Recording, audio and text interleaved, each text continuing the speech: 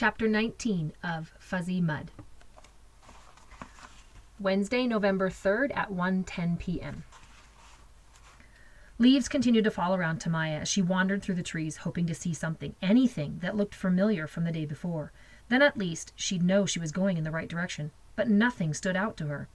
Normally she was very observant. She was good at noticing small details, but yesterday she had been so scared that she hadn't been able to focus on anything. All her concentration had been devoted to keeping close to Marshall. The only thing she remembered seeing was the fuzzy mud. If she could find that, then maybe Chad would be nearby. She tried to keep track of everything now. Tree stumps, twisted branches, rock formations. There was a tree with several planks of wood hammered into it. She made mental notes of everything she saw so that after she found Chad, she'd be able to find her way back. She'd stopped often. She'd turn around and then retrace her steps in her mind. "Chad!" she shouted. She didn't have a very loud or strong voice. Miss Filbert was constantly trying to get her to project. "You have a lot of good ideas, Tamaya. You need to speak with authority." Whenever it was her turn to read aloud in class, everyone was always complained that they couldn't hear. And out on the playground, sometimes she'd shout at Monica or Hope, and they wouldn't hear her, even though they were just on the other side of the dodgeball circle. She tried again, this time putting extra oomph behind it. "Chad!" The extra oomph just made her voice crack. She spotted a tree with white bark and just a few dead leaves left in its branches.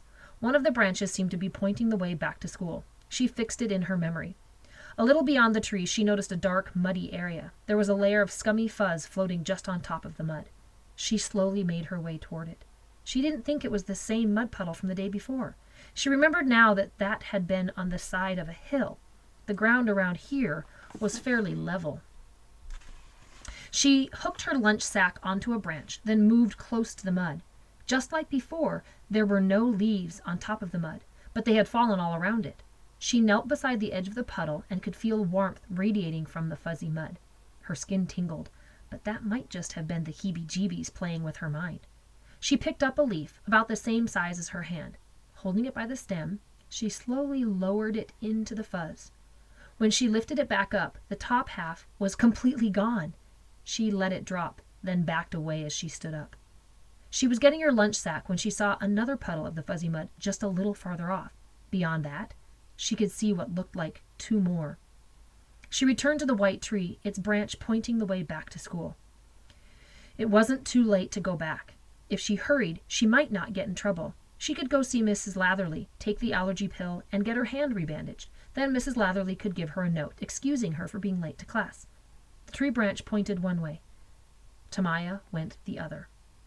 "Chad!" she hollered. This time her voice didn't crack. She continued deeper into the woods. 2 times 65,536 equals 131,072. 2 times 131,072 equals 262,144.